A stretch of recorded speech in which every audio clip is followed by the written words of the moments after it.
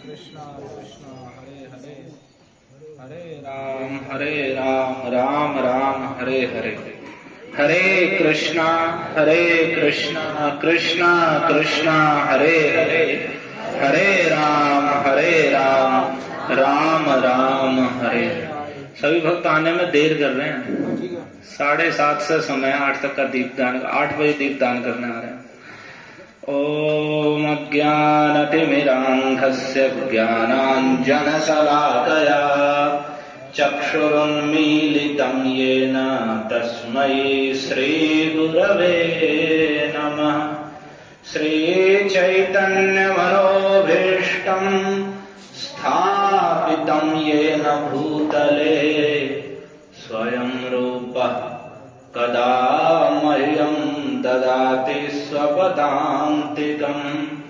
स्वयं रूपः कदा मह्यं ददाति स्वपदान्तिकम्। वन्देऽहं श्रीगुरोः श्रीयुतपदकमलम् श्रीगुरून् वैष्णवांश्च श्रीरूपं साग्रजातं सहगण रघुनाथान्वितं तं सजीवं साद्वैतं सावधूतं परिजनसहितं कृष्ण चैतन्यदेवं श्रीराधा कृष्ण पादान् सहगण ललिता श्रीविशाखान्वितांश्च।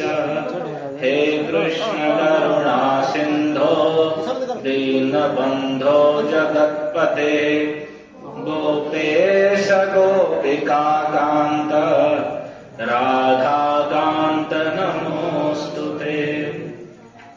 तप्तकाञ्चन गौराङ्गी राधे वृन्दावनेश्वरी वृषभानुसुते देवी प्रणमामि हरिप्रिये।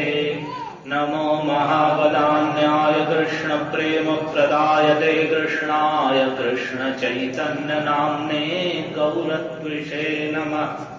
जय श्री कृष्ण चैतन्य प्रभु नित्यानंद श्री अद्वैत गदाधर श्रीवासादि गौर भक्तवृंद। हरे कृष्णा कृष्णा कृष्णा हरे हरे हरे राम राम राम हरे हरे। ओम नमो भगवते वासुदेवाय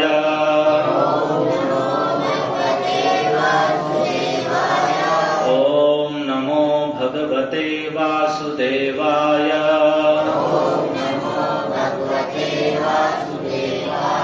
ओम नमो भगवते वासुदेवाय।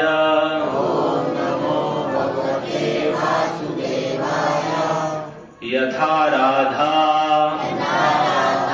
प्रिया विष्णो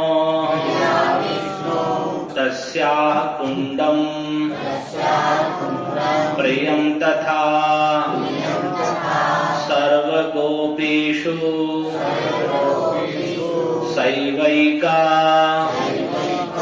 विष्णोरत्यन्त वल्लभा।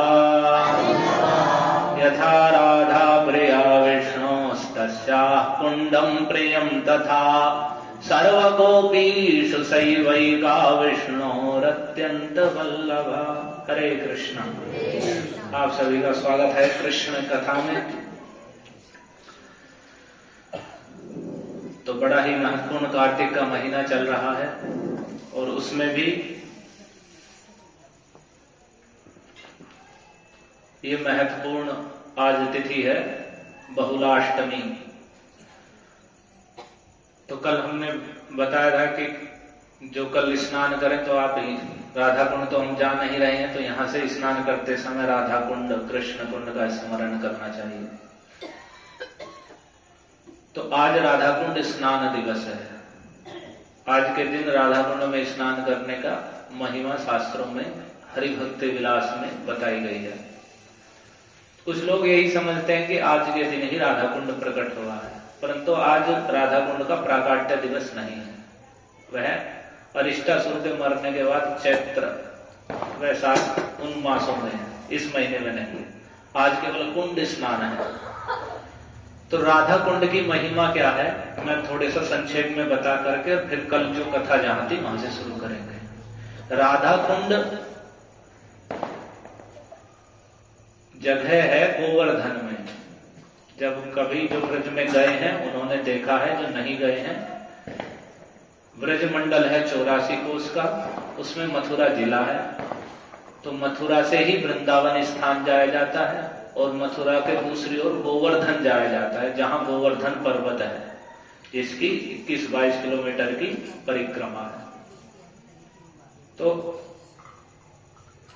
उसी गोवर्धन पर्वत के निकट ही राधा कुंड स्थान है। अब तो उस पूरे स्थान का ही नाम राधा कुंड है, पूरे क्षेत्र का ही। लेकिन मुख्य रूप से वहां 2 कुंड है, राधा कुंड और श्याम कुंड या कृष्ण कुंड। तो राधा कुंड की उत्पत्ति ऐसे है कि भगवान ने एक अरिष्टासुर नाम का एक असुर आया था, जो विशाल सांड का रूप बनाकर आया था। बहुत बड़ा विशाल रूप था उसका, इतना ऊंचा उसका डील था ककुद कि बादल उसे पर्वत समझकर उस पर इकट्ठे हो जाते थे, और जब वो पूंछ हिलाता था तो बादल तितर बितर होते थे, इतना विशाल रूप था उसका। और भागवत में वर्णित है, और गोपाल चंपू में जीव गोस्वामी वर्णन कर रहे हैं कि वह कहीं मलमूत्र त्यागता तो गोबर करता तो ऐसे ढेर का ढेर लग जाता बड़ा, और कहीं मूत्र त्याग करा तो बहुत मानो छोटी सी नदी सी बह गई। इतना विशाल था वो, ब्रज में आया था। तो उसे भगवान ने बड़े खेल में और बड़ी हंसी और मजाक करते करते उसे मार दिया। अपने मित्र के कंधे पर हाथ धर के खड़े थे, वो आया भाग करके तो सीधे उसके सींग पकड़ लिए, पीछे धकेल के मारा। फिर दोबारा आया तो सींग पकड़ लिए, लात मार के नीचे गिरा दिया। फिर उसके ऊपर चढ़ के जैसे कोई कपड़े को निचोड़ देता है, ऐसे उसे पूरा निचोड़ दिया, उसका सींग तोड़ लिया, उसका सींग तोड़ के उसे मार दिया अरिष्टासुर को। तो उसके बाद जब भगवान अपनी बाल क्रीड़ा करते हैं, तो जब ब्रज गोपियों से मिले, अपने श्रीमती राधिका आदि गोपियां उन्हें मिली, तो उन सब गोपियों ने उन्हें मजाक में कहा कृष्ण से, परिहास करते हुए कि देखो कृष्ण, हम अब तुम बात करने योग्य नहीं रहे हो, इस बात करने, इस पर शादी करने योग्य क्यों? क्योंकि तुमने गो हत्या कर दी है। वो सांड था, वो गोवंश खाता, बैल था, और एक गोवंश की हत्या करने के कारण तुम्हें पाप लग गया है। अब तुम स्पर्श करने या बात करने योग्य नहीं रहे। तो ये केवल परिहास था भगवान की लीला का। तो भगवान ने कहा नहीं, वो तो असुर था, और वो तो बैल का तो उसने रूप बनाया था, लेकिन मैं तो राक्षस था एक बहुत बड़ा, तो उसे तो मारना जरूरी था। उसके कारण कितने गाय और सभी ब्रजवासी पीड़ित थे। तो फिर भी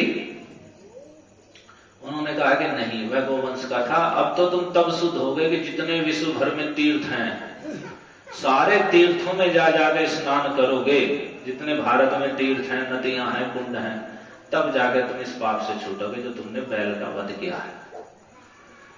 तो भगवान ने कहा अच्छा ऐसी बात है, तो मैं क्यों तीर्थों में जाऊंगा, सारे तीर्थ यहीं आएंगे। तो भगवान ने एडी का प्रहार करके एक छोटा कुंड बना दिया, गड्ढा कर दिया, और सारे तीर्थों को वहीं बुला दिया।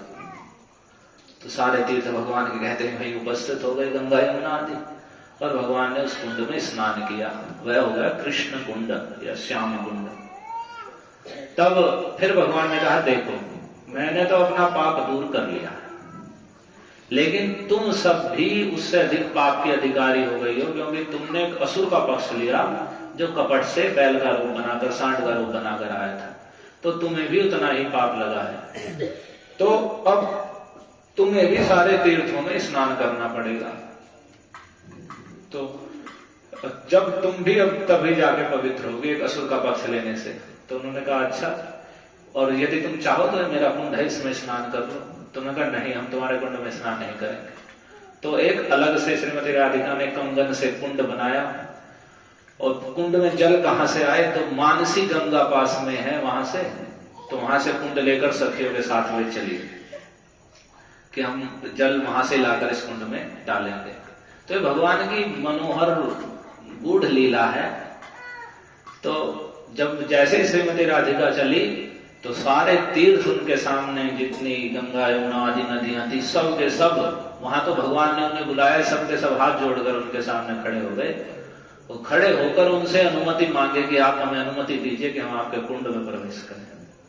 तो उनके ऐसा कहने पर जब वे सब हाथ जोड़कर खड़े हो गए तो श्रीमती राधिका ने उन्हें अनुमति दी और उनके कुंड में सब सारे तीर्थ सब प्रवेश कर गए उस कुंड में, वह भी जल से परिपूरित हो गया और फिर उन्होंने उसमें स्नान आदि किया।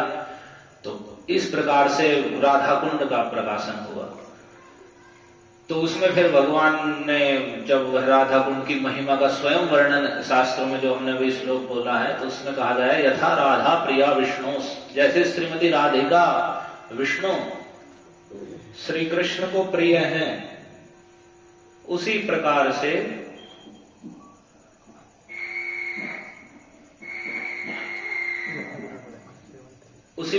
से जो उनका कुंड है राधा कुंड भी उतना ही प्रिय है। यथा राधा प्रिया विष्णु तस्याः कुंडम प्रियम, तथा उतना ही प्रिय राधा कुंड है।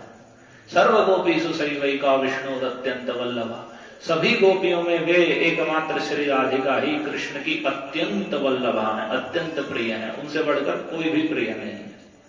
तो वह राधा कुंड की महिमा है। जितनी श्री राधिका प्रिय है उतना ही राधा कुंड प्रिय है। तो राधा कुंड की महिमा शास्त्रों में बताई गई है कि सभी धामों में सबसे श्रेष्ठ वैकुंठ धाम है जो माया से अतीत है, लेकिन भगवान की जन्म लीला होने के कारण मथुरा वैकुंठ से भी श्रेष्ठ है। उस मथुरा में भगवान की रास आदि लीलाएं होने के कारण जो वृंदावन है वह मथुरा में भी सबसे श्रेष्ठ है। उस वृंदावन में भी भगवान के हाथ पर क्रीड़ा करने के कारण गोवर्धन श्रेष्ठ है और उस गोवर्धन में भी श्री राधा कुंड सर्वश्रेष्ठ स्थान है। तो ऐसा कौन बुद्धिमान या भजन सुचतुर व्यक्ति होगा जो राधा कुंड का आश्रय नहीं लेगा। राधा कुंड सबसे बढ़कर, उससे बढ़कर कुछ नहीं है। वैकुंठ से भी श्रेष्ठ मथुरा, मथुरा से भी वृंदावन, वृंदावन से गोवर्धन और गोवर्धन में भी राधा कुंड